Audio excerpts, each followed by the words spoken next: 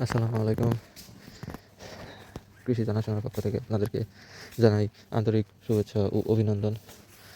আজকে আমরা আমাদের বাড়ির ছাদে এসেছি। তো এখানে কিছু আমাদের গ্রাম্য ভাষায় বলা হয় ঝাঁকপাতুরি। জানি না শহরের ভাষায় কী বলা হয় বা শুদ্ধ ভাষায় কী বলা হয়। এগুলো আমরা সিমের মতো, সিম গাছ যে আছে সিমের মতো, তো এগুলো আমরা ভর্তা, তরকারি এবং ভাজি করে খাই। সিমের মতোই স্বাদ, তবে একটু ভিন্ন, তবে খেতে অনেক মজা। আর এটাকে বলা হয় গমবাদালি, মানে আমাদের গ্রাম্য ভাষায় গমবাদালি বলা হয়। এইগুলো খেতেও অনেক মজা। এগুলো আপনার কি বড়া বানিয়ে খায়, বড়া ভেজে খায়, খুব সুস্বাদু, খুব টেস্ট ভালো। আর এটা আমাদের আমড়া গাছ, মাত্র 3 বছরের মতো বয়স, তবে অনেক বড় হয়ে গেছে ইনশাল্লাহ। গত বছরও আমরা ধরেছিল, খুব ভালো। ইনশাল্লাহ আগামী বছরও আমরা ধরবে, আগামী সিজনে। আর এটা আমাদের ছাদ থেকে রাস্তার সাইডের জায়গা। এখানে গাছপালা তো তার জন্য ভালো দেখা যাচ্ছে না, তবে গাছপালাগুলো আর একটু বড় বড় হলে এখানে কেটে দেওয়া হবে নিচেরগুলো, এবং খুব ভালোভাবে আমরা প্রস্তুত করতে পারবো সামনের জায়গাটুকু।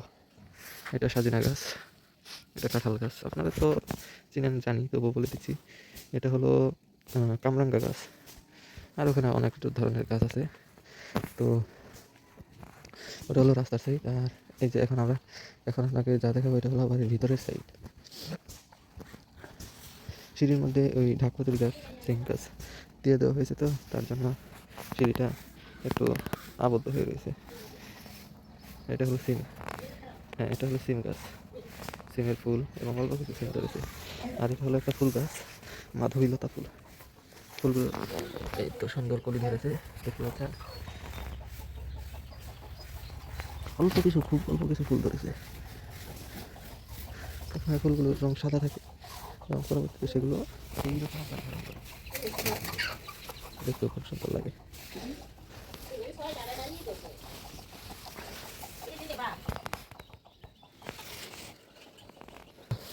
এখানে আমি কবুতর পালন করতাম, এখন আর কবুতরগুলো পালন করা হচ্ছে না। গতকালকে বিক্রি করে দিয়েছি সব, কারণ বিড়ালে অনেক জ্বালাতন করে। বন্ধুরা, আজকে আমরা একটু অন্য দিকে চলে আসলাম। তো এইবার মানে নভেম্বরের দিকে যে ধানগুলো উঠে, এগুলোকে আমনের ধান বলা হয়, আমনের সিজন বলা হয়।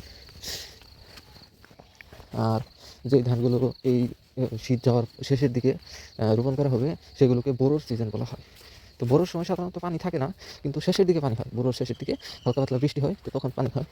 আর আমনের শেষের দিকে পানি থাকে না জমিতে, না কিন্তু শুরুর দিকে পানি থাকে, কারণ বৃষ্টি হয় এবং সেই বৃষ্টিতেই ধানগুলো রোপণ করা হয়। আর গতকালকে কিন্তু আপনাদেরকে দেখিয়েছি যে আমাদের ধানের আটিগুলো বাঁধা হয়ে গেছে, এগুলো বাড়িতে নিয়ে যাবে। তো দেখতে পাচ্ছেন আজকে ধানের আটিগুলো এক এক জায়গায় একত্র করে রাখা হয়েছে, এবং এগুলো আজকে বাড়িতে নিয়ে যাওয়া হবে। বাহির বাড়ি, আমরা বাহির বাড়ি বলি, তো বাহির বাড়ি নিয়ে যাওয়া হবে, এবং সেখানে এগুলো মাড়াই করা হবে, এবং আটি থেকে ধানগুলো আলাদা করে দেওয়া হবে। তো দেখতে পাচ্ছেন গতকালকের থেকে আজকে প্রচুর কুয়াশা। মোবাইলে অতটা বোঝা যাচ্ছে না, তবুও অনেক কুয়াশা পড়েছে। আর কী বলে,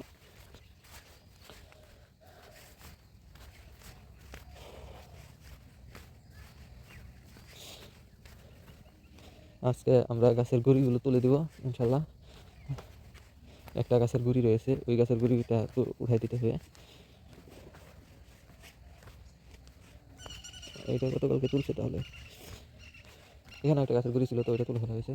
আমি অবশ্য তুলি নাই, আব্বু হয়তো বা তুলছে, ঠিক এখানে ছিল। তো গতকালকে আপনাদেরকে দেখেছিলাম সজের বীজ। তো সজের বীজগুলো এখন আজকে একটু স্পষ্ট হয়েছে, এবং আশা করি আপনাদেরকে শেষ পর্যন্ত দেখাতে পারবো।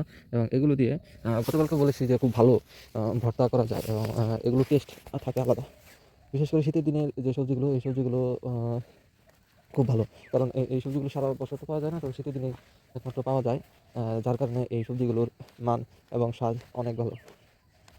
যদিও কি এখন অনেক সবজি নেমেছে যা 12 মাস পাওয়া যায়, কিন্তু ওই 12 মাসের থেকে সিজনাল সবজিগুলোর স্বাদ এবং গ্রান অনেক ভালো। তো আজকে 5 দিনের মাথায় দেখতে পাচ্ছেন পেঁয়াজের অঙ্কুরগুলো কত বড় বড় হয়ে গেছে।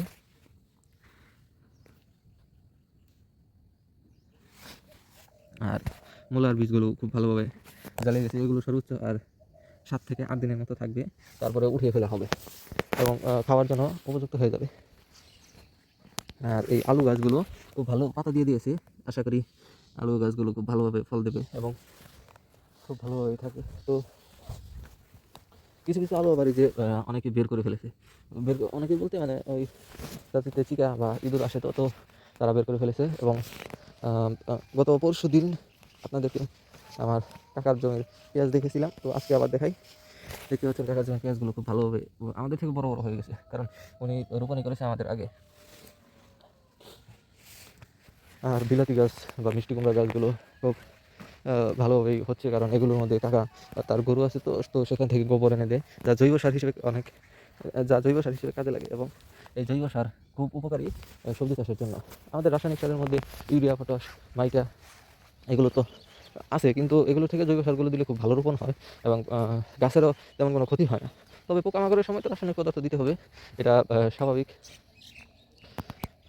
তো আমাদের এই সাইডে একটা বিল আছে, ওগুলো আপনাদেরকে অন্য একদিন দেখাবো, আজকে আর এগুলোর মধ্যে না যাই। আজকে ভিডিওটা এমনিতে অনেক বড় হয়ে গেছে।